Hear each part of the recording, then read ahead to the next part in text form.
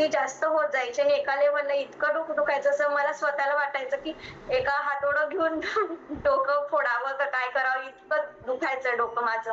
आणि आताही माझे सासू सासरे आहेत, तर माझ्या सासू पण आहेत, पण म्हणजे माझं डोकं दुखलं ना की मला बिलकुल घरातले कामं होईना, चिडचिड व्हायची आणि मुलांचंही होत नव्हतं. पण माझ्या सासू आहेत त्या मला हेल्प करायच्या, मदत करायच्या कामाला. बरं.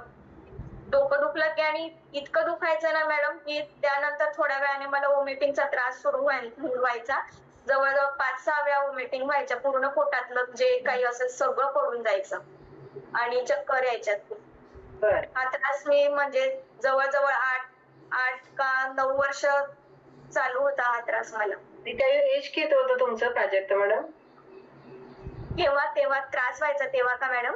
हां, तेव्हा? तेव्हा 23 होतं. अच्छा, म्हणजे 20 ती एजमध्ये हे सगळे चॅलेंज तुम्हाला व्हायचे. हो मॅडम. अच्छा. आणि त्याच्यामुळे मग असं रिव्हर्स म्हणजे काय बदलाव जाणवतोय?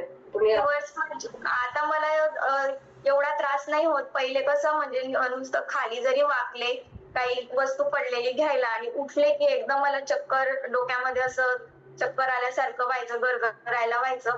तो प्रॉब्लेम कमी झालाय आता आणि त्याच्यानंतर आपलं थोडं हेडॅकचा पण प्रॉब्लेम कमी आहे, पण जास्त ट्रॅव्हलिंग वगैरे झालं, काही एक्झर्शन झालं जास्त की